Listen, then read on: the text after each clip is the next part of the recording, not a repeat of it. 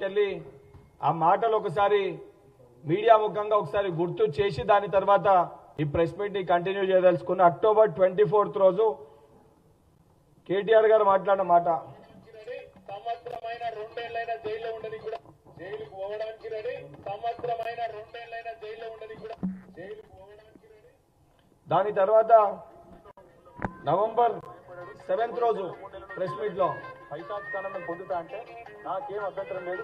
మంచిగా పోతా యోగా గీగా చేసుకొని ట్రిమ్గా వస్తా పాదయాత్రకి భయపడాలంగా ఈ ఉడతా ఊపులకు ఎవరు భయపడాడు. 2 నెలలు 3 నెలలు జైల్లో పెట్టి పైశాచికానందం పొందుతా అంటే నాకేం అభ్యంతరం లేదు. మంచిగా పోతా యోగా గీగా చేసుకొని ట్రిమ్గా వస్తా పాదయాత్రకి. దాని తర్వాత గవర్నర్ గారు అనుమతిస్తే నవంబర్ 9th విచక్షణ నాకేం అభ్యంతరం లేదు. ప్రాసిక్యూషన్ కి అనుమతి ఇచ్చినా వి వెల్కమ్ ఇట్. ఏ విచారణకైనా మేము సిద్ధం. నేను అరవింద్ కుమార్ గారికి ఏం చెప్పినా అంటే మనం ఫస్ట్ గవర్నమెంట్ నుంచి కడదాం, గ్రీన్ కో కాకపోతే ఇంకో 2-3 దేవులాడదాం, దేవులాడి ఫస్ట్ ఇళ్ళకెళ్ళి కట్టినాయి మళ్ళీ వాళ్ళకి తీసేసుకుందాం, స్పాన్సర్షిప్ వాళ్ళ పేర్లు వాళ్ళకి పెడతాం, మన పైసలు మనకు వస్తాయి, చూసుకుందాం, నువ్వేం భయపడకు బాధపడకని ఆయనకు కూడా చెప్పిన. వేస్తే వేసుకో, ఉత్సాహ నాకేం ఫరపడేదేం లేదు. 2 నెలలు 3 నెలలు నువ్వు జైల్లో పెట్టి పైశాచిక ఆనందం పొందుతా అంటే నాకేం అభ్యంతరం లేదు. మంచిగా పోతా యోగా గీగా చేసుకొని ట్రిమ్గా వస్తా పాదయాత్ర ఎక్కుతా. లిఖితపూర్వకంగా ఉందా? మొదటి రోజుకెళ్ళి ఈ విషయం బయటికి వచ్చిన మొదటి రోజుకెళ్ళి కూడా అక్టోబర్ 24th రోజు, నవంబర్ 7th రోజు, నవంబర్ 9th రోజు, ఆఖరికి శాసనసభలో శాసన మండలి సభలో రైతుల అంశాలపైన తెలంగాణ ప్రజల సంబంధించిన అంశాలపైన చర్చ పెడదామంటే మాకు ఆ చర్చ కూడా ముఖ్యం కాదు. మా బాసు, మా చిన్న దొర లేదా మా ఏదో పార్టీ వర్కింగ్ ప్రెసిడెంట్ ఆ జైల్లో పెట్టాలనుకుంటారు, మాకు ఈ అంశమే ముఖ్యమని చెప్పి వాళ్ళ పార్టీ ఎమ్మెల్యేలు, వాళ్ళ పార్టీ నాయకులు మొత్తం కూడా అసలు ఏమి తప్పే చేయలేదు, తప్పే ఎరగలేదు, సత్య హరిశ్చంద్రుడు అనే విధంగా అందరు కూడా మాట్లాడి డ్రామాలు ఆడి అసలు ఇదో చిన్న కేసే కాదు, నేను ఎటువంటి తప్పే చేయలేదు, భయపడు దేనికి, అసలు నేను చాలా కరెక్ట్గా చేసిన, అన్ని సక్రమంగా చేసిన, పెడితే పెట్టుకోండి జైల్లో, నేను జైలుకు పోయి స్లిమ్ అయ్యి వస్తా, ట్రిమ్ అయ్యి వస్తా, యోగా చేస్తా, అనేకమైన మాటలు మాట్లాడి గవర్నర్ గారు అనుమతిస్తే మంచిదే, నేను విచారణకి సహకరిస్తా, అన్ని విచారణలకి సిద్ధంగా ఉన్నా, అన్ని విచారణలకు వస్తా అని చెప్పి మాట్లాడింది డ్రామారావు. అక్టోబర్ 24th రోజు, నవంబర్ 7th రోజు, నవంబర్ 9th రోజు ఇవన్నీ డ్రామాలు ఆడుతూ కోర్టులో ఏదైతే సంబంధించి ఈ కేసుకి సంబంధించి క్వాష్ పిటిషన్ వేయడం జరిగింది. కోర్టులో క్వాష్ పిటిషన్ వేసినాక కేవలం కేటీఆర్ గారిని అరెస్ట్ చేయొద్దు అని చెప్పి కోర్టు దానికి సంబంధించి ఏదైతే ఇంట్రీమ్ సంబంధించి ఇది జడ్జిమెంట్ వచ్చేంత వరకు అరెస్ట్ చేయొద్దు అని చెప్పి చెప్పారు. కానీ ఎక్కడ కూడా దాంట్లో పోలీస్ అధికారులు దీనికి సంబంధించి ఇది ప్రైమరీ స్టేజ్ లోనే ఉంది కాబట్టి ఇన్వెస్టిగేషన్ చేయొద్దు, ఇన్వెస్టిగేషన్ జరగొద్దు అని ఎక్కడ కూడా దాని ఎక్కడ కూడా మెన్షన్ చేసలేదు. సో పోలీస్ అధికారులు కానీ ఏసీబీ వారి డ్యూటీ ఏది ఉందో సిస్టమ్ ప్రకారము ఇన్వెస్టిగేషన్కి, ఎంక్వైరీకి వారిని పిలవడం జరిగింది. కనీసం ఈరోజు బయటకు వచ్చి రాజ్యాంగం మాకు కల్పించిన హక్కు, రాజ్యాంగబద్ధంగా మాకు అడ్వకేట్ని తీసుకోనికి పోయే హక్కు లేదని మాట్లాడుతున్నారు. అసలు నిజంగా చదువుకురా చదువుకోలేరా మీరు? అరెస్ట్ అయినాక అరెస్ట్ చూపిస్తే దాని తర్వాత మిమ్మల్ని ఎంక్వైరీ చేసినప్పుడు కస్టడీలో తీసుకుంటే అప్పుడు అడ్వకేట్ పరిధిలో మిమ్మల్ని కస్టడీలో తీసుకోవాల్సిన అడ్వకేట్ ఇంటర్ఫిరెన్స్ అప్పుడు అవసరం ఉంటుంది. నిజంగా మీరు అడ్వకేట్ తోటే మీరు ఎంక్వైరీకి వెళ్ళాలని అనుకుంటే మీరు కోర్టులో ముందే అప్పీల్ వేసుకునేది ఉండే. మీరు ఆ రకంగా ఏది కూడా కోర్టుని సంప్రదించకుండా మీరే విచారణకి సహకరిస్తామని చెప్పి, విచారణకు వస్తున్నామని చెప్పి నిన్న ఏసీబీ విచారణకు వచ్చి ఆడ మాట్లాడిన మాటలు ఈ డ్రామాలో ఇవ్వండి అన్నాను. సో వారు సంప్రదిస్తున్నారు. నేను ఇక్కడ కేవలం ఇవాళ ఏసీబీ ఆఫీస్కి వచ్చి మీకు ఏం ఇన్ఫర్మేషన్ కావాలి, ఇప్పుడు నన్ను వాళ్ళు అడుగుతున్న ఇన్ఫర్మేషన్ మొత్తం గవర్నమెంట్ దగ్గర ఉంది.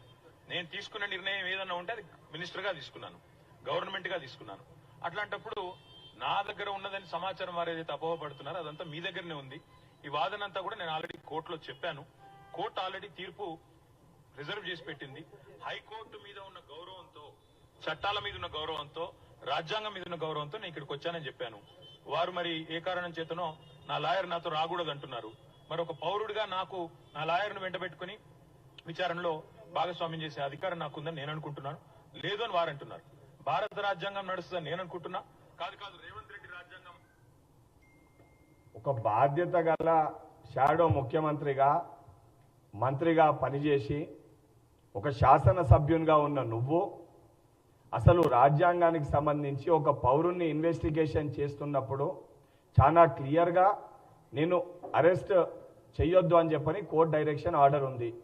సో ప్రొసీజర్ ప్రకారంగా సంబంధించిన డిపార్ట్మెంట్స్ వాళ్ళ ప్రొసీజర్ ప్రకారంగా ప్రైమ్ ఆఫ్ ఇన్వెస్టిగేషన్కి నేను పిలవడం జరిగింది. పిలిచిన క్రమంలో ఎక్కడ కూడా నువ్వు కోర్టుని అడగడానికి నేను అడ్వకేట్ తోని వెళ్తాను లేదా అడ్వకేట్ లేకపోతే రాను, ఎక్కడ కూడా నువ్వు అప్పీల్ వేసుకున్న పరిస్థితి కూడా లేదు. అరెస్ట్ చూపించక ముందు అడ్వకేట్ ఇన్వెస్టిగేషన్లో ఎక్కడ కూడా సామాన్యమైన పౌరులను అడిగినా ఎవరిని అడిగినా కూడా తెలుస్తుంది. ఎవరైనా ఇన్వెస్టిగేషన్ పిలిచినప్పుడు ఆ వ్యక్తిని ఎవరినో పిలిచి ఆ ఇన్వెస్టిగేషన్ సంబంధించి వారితో మాట్లాడడం అనేది జరుగుతుంది. ఆ కనీస అవగాహన లేకుండా ఏదో వెళ్ళి అంటే మీరు అధికారంలో ఉన్నప్పుడేమో ఇంజనీర్లు మీరే అయినరు, డాక్టర్లు మీరే అయినరు, ఏ బిల్డింగ్ కట్టాలన్నా ఏ ప్రాజెక్టు తీసుకురావాలన్నా ఏ స్కీమ్ తీసుకురావాలన్నా 80,000 పుస్తకాలు చదివిన అపారమైన జ్ఞానము అపారమైన మేధావులు మేము, మా కుటుంబము, మా అక్క, మా చెల్లె, మా బావ బామ్మర్దులు మేము తప్ప ఎవరు లేరు అనుకున్న మీరు ఈరోజు విచారణకు సంబంధించి అంత జ్ఞానం ఉన్న మీరు విచారణకు వెళ్ళి సహకరించి ఏమి తప్పు చేయకపోతే అదొక చిత్తో బొత్తో చిన్న కేసు అని మాట్లాడిన నువ్వు ఎందుకు విచారణకి సహకరించలేదు? ఇప్పుడు చాలా స్పష్టంగా కోర్టు కూడా ఈరోజు న్యాయ వ్యవస్థ కూడా న్యాయస్థానం కూడా 100% మీరు వేసిన పిటిషన్ని కొట్టేయడం జరిగింది. కేటీఆర్ గారు మీకు సూటిగా ఒక విషయం అడుగుతున్నా, నిజంగా మీరు తప్పు చేయకపోతే మీరు అనే విధంగా మీరు తప్పు చేయకుంటే అన్ని సక్రమంగా మీరు చేసి ఉంటే బహుశా మీకు 100 కోట్లు 1000 కోట్లు 1,00,000 కోట్లు మీరు సంపాదించుకునే దాంట్లో మీకు 55 కోట్లు పెద్దగా కనిపించట్లేదేమో మీకు మీ బీఆర్ఎస్ పార్టీ నాయకులకి. కానీ ఆ 55 కోట్లు తెలంగాణ ప్రజల సొమ్ము, తెలంగాణ ప్రజల సొమ్ముని ప్రొసీజర్ ప్రకారంగా కాకుండా హైదరాబాద్ బ్రాండ్ ఇమేజ్ పెంచనీకి చేసిన అని చెప్తూ ఏదైతే మీ నాన్నగారు మీకు ఇచ్చిన ఆస్తి అదన్నట్టు హెచ్ఎండి ఏదో మీ నాన్నగారు మీకు కట్టబెట్టిన ఆస్తి అన్నట్టు భావిస్తూ అధికారులని నేనే ఆదేశించిన అధికారులది ఏమీ తప్పు లేదని ఒకవైపు ప్రెస్ మీట్లో మాట్లాడుతూ మళ్ళీ మీరు కోర్టులో వేసిన పిటిషన్లోనేమో నాకేం సంబంధం, నేను మంత్రిని, అధికారులు చూసుకోలేదంతా అని చెప్పి మాట్లాడతారు. రామారావు నేను సూటిగా ఒకటి అడుగుతున్నా, బాధ్యత గల శాసనసభ్యునిగా ఈ డ్రామాలు ఆపి ఏదైతే సంబంధించి విచారణకి సహకరించి నిన్ను నువ్వు నిరపరాధిగా తప్పు చేయలేదని చెప్పి ప్రూవ్ చేసుకొని తర్వాత బయటికి వచ్చి మాట్లాడాలి. ఇవన్నీ కాకుండా విచారణకి వెళ్లకుండా విచారణకి సహకరించకుండా ఏదైతే గందరగోళ పరిస్థితి క్రియేట్ చేసి ఒక పొలిటికల్ స్టంట్ వేసి ఒక డ్రామా చేసి రాజకీయ లబ్ధి పొందే ప్రయత్నం చేస్తుండు కల్వకుంట్ల తారక రామారావు గారు. నిజంగా మీకు చిత్తశుద్ధి ఉంటే మీరు తప్పు చేయకపోతే విచారణకి మీరు హాజరై విచారణకి సహకరించాలని చెప్పి డిమాండ్ చేస్తున్నాను. దానితో పాటు ఏసీబీ అధికారులకు కూడా ఈ డ్రామారావు ఎంక్వైరీకి రమ్మంటేనే వస్తలేడు, రేపు పొద్దున ఇతర దేశాలకి పారిపోయే ఒక పరిస్థితి కూడా రావచ్చు. అందుకే ఈ డ్రామారావు పాస్పోర్ట్ ని కూడా సీజ్ చేయాలని చెప్పి ఏసీబీ అధికారులకి నేను కోరుతున్నాను. ఈ డ్రామారావు ఇప్పటికే ఏదైతే సంబంధించి వచ్చి దాంట్లో ఎంక్వైరీకి రమ్మంటే వచ్చకుండా అనేకమైన నాటకాలు ఆడుతుండు. అందుకే ఈ డ్రామారావు పాస్పోర్ట్ ని కూడా సీజ్ చేయాలని చెప్పి ఏసీబీ అధికారులని కోరుతున్నాను. బీఆర్ఎస్ పార్టీ నాయకులకు కూడా ఏదైతే సంబంధించి ప్రజలు మిమ్మల్ని వారి సమస్యల పైన కొట్లాడనీకి బీఆర్ఎస్ పార్టీలో కూడా ఎమ్మెల్యేని ఎన్నుకోవడం జరిగింది. అవన్నీ పక్కన పెట్టి కేసీఆర్ గారికో కేటీఆర్ గారికో కల్వకుంట్ల కవితకో హరీష్ రావు గారికో కేవలం ఆ కుటుంబం కోసం ఆ కుటుంబ సమస్యల కోసం ఆ కుటుంబం తెలంగాణ ప్రజల సొమ్ముని దోచుకుంటే ఆ కుటుంబానికి అండగా నిలబడతారా, లేకపోతే ఇది దొంగలని కటకటాల్లో నెట్టాల్సిన అవసరం ఉందా లేదా? మీరు కూడా బీఆర్ఎస్ పార్టీలో ఉన్న శాసనసభ్యులు ఒకసారి పునరాలోచించుకోవాలని చెప్పి వారిని కూడా కోరుతూ ఏదైతే నిజంగా కేటీఆర్ నువ్వు తప్పు చేయకపోతే విచారణకి సహకరించాలని చెప్పి డిమాండ్ చేస్తున్నాను.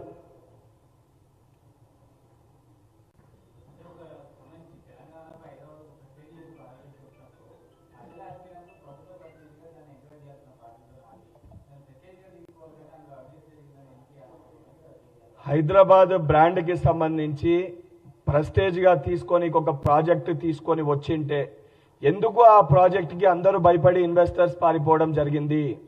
ఇన్వెస్టర్స్ పారిపోయినాక కూడా ఇమ్మీడియట్ గా లేదు తీసుకురావాలని చెప్పని ఏ లోపాయిక ఒప్పందాలు లేకపోతే ఈ బాండ్స్ కానీ ఇవన్నీ విషయాలు ఈరోజు ఏవైతే బయటికి వస్తున్నాయో లోపాయిక ఒప్పందాలు జరగకపోయింటే అంత ఇమీడియట్ గా కేబినెట్ లో పెట్టకుండా ఎక్కడ డిస్కస్ చేయకుండా ఎందుకు ఈ రకమైన ప్రొసీజర్ ని వారు ఫాలో అయినరు? అండ్ చాలా క్లియర్గా 2 స్టేట్మెంట్స్. మొదట కేటీఆర్ గారు మొత్తం నేనే చేసిన, నేనే అరవింద్ కుమార్కి ఆదేశించిన, మంత్రిగా నాదే అంత బాధ్యత అని చెప్పి ప్రెస్ ద్వారా మీడియా ముఖంగా మాట్లాడడం జరిగింది. సేమ్ కాంట్రడిక్టరీగా కోర్టులోనేమో నాకేం సంబంధము, నేను మంత్రిని, అధికారులు చూసుకోవాలని చెప్పి మాట్లాడారు. అంటే ఈ డ్రామాలు, ఈ నాటకాలు దేనికోసము? నిజంగా తప్పు చేయకపోతే విచారణకి అంగీకరించండి. విచారణకు వచ్చినప్పుడు ఎందుకు అడుగుతున్నారు? ఏదో ఫాల్స్ గా నన్ను ట్రాప్ చేసి రాంగ్ స్టేట్మెంట్ రికార్డ్ చేస్తారని అంటారు. అరే చదువుకున్నావా, చదువుకోలేదా? పోలీస్ అధికారులు స్టేట్మెంట్ రికార్డ్ చేసేటప్పుడు వీడియో పెడతారు. స్టేట్మెంట్ అనేది నువ్వు చెప్పినప్పుడు వీడియో పరంగా నీ వీడియో వాంగ్మూలం కూడా తీసుకోవడం జరుగుతుంది. నువ్వు తెలియకుండా నువ్వు మాట్లాడిందే నీ వీడియోలో రికార్డ్ అవుతుంది. ఆ కనీస అవగాహన లేకుండా, ఆలోచన లేకుండా ఇతర కేసులను ఎగ్జాంపుల్ చూపించి మాట్లాడుతుండు. అసలు దానికి దీనికి ఏ పొందనన్న సంబంధం అని ఉందా? సంబంధం లేకుండా తప్పు చేసిండు కాబట్టి మళ్ళా లోపల పోయే పరిస్థితి ఏర్పడుతుందని. అండ్ నిన్న విచారణలో కూడా వచ్చినప్పుడు క్లియర్గా కోర్టు డైరెక్షన్ ఉంది అరెస్ట్ చేయొద్దని. కేవలం జరిగేది విచారణ మటుకే. ఆ విచారణకి మొత్తం నేనే చేసిన, మొత్తం నాదే బాధ్యత అన్నవి నువ్వు ఈరోజు నీకు అడ్వకేట్ అవసరం ఎందుకు పడ్డది? అడ్వకేట్ అనేటువంటి ఎప్పుడు అలౌ చేస్తారు? అడ్వకేట్ని అలౌ చేయాలన్నా నిన్ను అరెస్ట్ చేసి మళ్ళా పోలీస్ అధికారులు జ్యుడిషియల్ కస్టడీ, ఎంక్వైరీ కోసం జ్యుడిషియల్ కస్టడీని కోరినప్పుడు అప్పుడు నువ్వు కోర్టులో నాకు అడ్వకేట్ అవసరం అనేది నువ్వు పిటిషన్ వేసుకోవాలి. అది ఏమేయకుండా విచారణకి సహకరిస్తలేదంటే 100% ఈ డ్రామాలో ఆయన వ్యక్తిగత ప్రయోజనాల కోసము దీనికి పాల్పడ్డాడని ఆయన వివరిస్తున్న ఈ డ్రామాలు, ఈ నాటకాల ద్వారా చాలా స్పష్టంగా కళ్ళకి కట్టినట్టు తెలంగాణ సమాజానికి, తెలంగాణ ప్రజలందరికీ కూడా కనబడుతుంది. వెండేటా అరెస్టే ముఖ్యంగా తీసుకొని ఉంటే, అరెస్ట్ చేయాలని చెప్పే భావించి ఉంటే ఇంత సిస్టమేటిక్గా, ఇంత ప్రొసీజర్గా గవర్నర్ గారు పర్మిషన్ కానీ లేదా సంబంధించిన డిపార్ట్మెంట్ ఇంత సిస్టమేటిక్ ఈ ప్రాసెస్ అనేది చేయదు. ఈడ కేటీఆర్ లేదా టీఆర్ఎస్కి సంబంధించిన వ్యక్తులను అరెస్ట్ చేయాలనే దానికంటే ముఖ్యంగా తెలంగాణ ప్రజల సొమ్ముని ఎవరైతే వాళ్ళ వ్యక్తిగత ప్రయోజనాల కోసము, వారి యొక్క వ్యక్తిగత స్వార్థం కోసము వాడుకున్నారో ఆ సొమ్ముని మళ్ళీ బయటికి తీసుకొని వచ్చి తెలంగాణ ప్రజల బాగు కోసము, తెలంగాణ సమాజ అభివృద్ధి కోసము, తెలంగాణ రాష్ట్ర అభివృద్ధి కోసము ఖర్చు పెట్టాలని ఒక దృఢ సంకల్పంతో మా ప్రభుత్వం పనిచేస్తుంది. దాన్ని తప్పు చేసినోడు వాళ్ళ రాజకీయ పార్టీని, బీఆర్ఎస్ పార్టీని అడ్డు పెట్టుకొని, వాళ్ళ ఎమ్మెల్యేలను అడ్డు పెట్టుకొని, మొన్న అసెంబ్లీలో కూడా మీరు చూసారు, రైతుల అంశం పైన, రైతుల విషయాలపైన చర్చిద్దామని అంటే కూడా రైతుల సమస్యలపైన మాట్లాడకుండా మాకు రైతుల సమస్యల కంటే కూడా ముఖ్యము మా టిల్లురావు లేదా మా సంబంధించి మా డ్రామారావు, మా కేటీఆర్ అరెస్టే మాకు ముఖ్యము, దానిపైనే జరగాలి, మా కేటీఆర్ని అరెస్ట్ చేయొద్దని వారి వైఖరి చాలా స్పష్టంగా అసెంబ్లీ సాక్షిగానే బీఆర్ఎస్ పార్టీ నాయకులు చూపించడం జరిగింది. తప్పు చేయనప్పుడు నిన్ను నువ్వు ప్రూవ్ చేసుకో. నువ్వు ఎటువంటి తప్పు చేయనప్పుడు, నువ్వు తప్పే ఎరగనప్పుడు నువ్వేం డ్రామాలు, ఈ డ్రామాలని దేనికోసము? ఈ డ్రామాలన్నీ ఆడుతున్నావు అంటే 100% నువ్వు తప్పు చేసినట్టు కళ్ళకి కట్టినట్టుగా కనబడుతుంది. ఇది నేను కాదు, ఎవరిని అడిగినా చెప్తారు. అండ్ 55 కోట్లు బహుశా మీరు సంపాదించుకున్న వేల లక్షల కోట్లు మీకు చిన్నదేమో, కానీ 55 కోట్లు తెలంగాణ ప్రజలు వారు పన్నుల రూపంలో వారు కట్టిన ఒక డబ్బిది, తెలంగాణ సంపద, తెలంగాణ సొమ్ము. ఇది కేసీఆర్ గారు, కేటీఆర్ గారికి ఇచ్చిన వారి యొక్క వారసత్వంగా వచ్చిన ఆస్తి కాదు. ఇది ఏదో తెలంగాణ వారి పేటెంట్ వారసత్వంగా వారికి వచ్చిన ఆస్తి అన్నట్టు నేను ఏమంటే ఇచ్చిరు, అవును నేను మంత్రిగా నేను ఆదేశించిన, నేను ఆర్డర్ ఇచ్చినంటే బాబు రాజ్యాంగబద్ధంగా సిస్టమ్ ప్రకారంగా ప్రొసీజర్ ఫాలో కాకుండా వ్యక్తిగత ప్రయోజనాల కోసము తెలంగాణ సొమ్ముని దోచుకున్నోళ్ళు ఎవరైనా సరే 100% చట్టం తన పని తాను చేసుకోబోతుంది. దాన్ని మీరు రాజకీయ లబ్ధి కోసం మేము చేస్తున్నామని చెప్పి మీరు ఆ ఒక్క కలర్ రుద్ది తప్పించుకునే ప్రయత్నం చేసినా మాకు ఎటువంటి ఇబ్బంది లేదు. తప్పు చేసిన మటుకు 100% ఈ ప్రభుత్వం శిక్షిస్తుంది.